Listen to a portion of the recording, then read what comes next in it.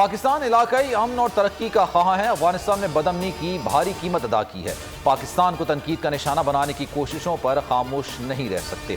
साजिशें करने वाले वही हैं जो इलाकाई अमन में रुकावट हैं। Army chief general Qamar Javed Bajwa का PMA में खिताब। अफगानिस्तान में अमन और इस्तेहकाम के लिए अपना किरदार अदा करने का अज़्म कहा। उम्मीद करते हैं तालिबान वादे पूरे करेंगे। दुनिया तालिबान की हकीकत को तस्लीम करने लगी। तुर्की, रूस, बरतानिया और चीन समेत कई ममालिक ने तालिबान की हिमायत का इशारा दे दिया। तुर्क सदर रजब तैयब उर्दवान ने अपने भरपूर ताउन का यकीन दिला दिया। रूसी सदर ने साफ कह दिया तालिबान मुल्क के बेशतर हिस्से पर काबिज हैं। हमें इस हकीकत को तस्लीम कर लेना चाहिए। चीन ने आलमी बरादरी पर जोर दिया है कि अफगानिस्तान को मैदान जंग समझने की बजाय उसकी मदद करना चाहिए। बरतानवी वज़ीर आज़म का कहना था कि अगर ज़रूरत पड़ी तो बरतानिया तालिबान के साथ मिलकर भी काम करेगा।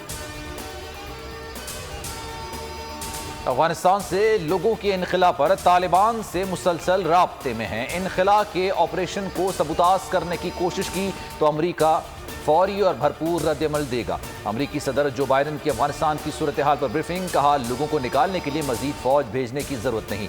गुज़िश्ता हफ्ता निहायत दिलशकन था। अब तक 13,000 अफराद को अफगानिस्तान से निकाला जा चुका है। काबुल एयरपोर्ट पर बेचैनी और अफरा तफरी बरकरार। लोगों का हुजूम कम ना हो सका। तालिबान और गैर मुल्की फोर्सेस की लोगों को हटाने के लिए हवाई फायरिंग वक्फे से जारी। अमरीकी फौज ने तवील वक्फे के बाद लोगों को निकालने के लिए ऑपरेशन का दोबारा आगाज कर दिया। अफगानिस्तान के मुख्तलिफ शहरों में मामूलाते जिंदगी बहाल होने लगे। अमरीका छोड़े हुए हथियारों को तबाह करने का मंसूबा बनाने लगा।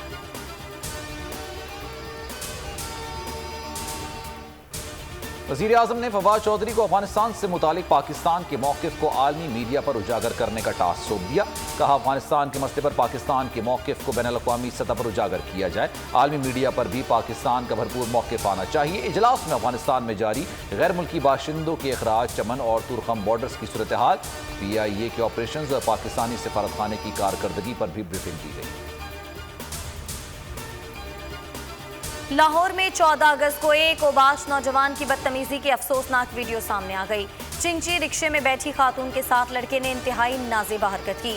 वीडियो में ओबाश नौजवानों को गाड़ी का पीछा करते और खवातीन को हिरासा करते देखा जा सकता है। ओबाश नौजवानों से बचने के लिए दूसरी खातून ने जूता उठा लिया।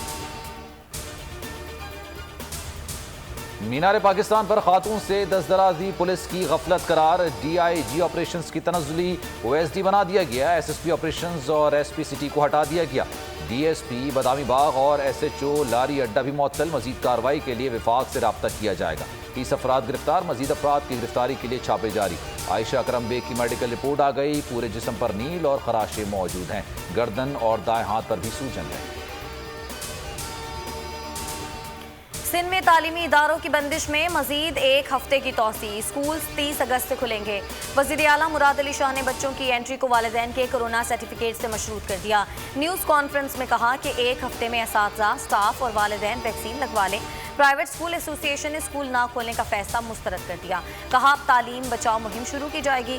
बच्चों को सड़कों पर तालीम देंगे।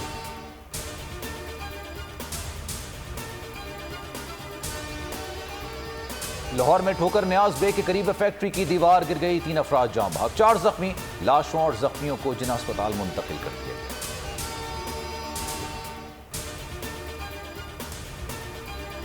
और पाकिस्तान वेस्टइंडीज के दरमियान दूसरा और आखिरी टेस्ट मैच। शाहीनों की वेस्टइंडीज के खिलाफ बैटिंग जारी। टॉप ऑर्डर नाकाम। सिर्फ 2 रन पर 3 बल्लेबाज पवेलियन चले गए।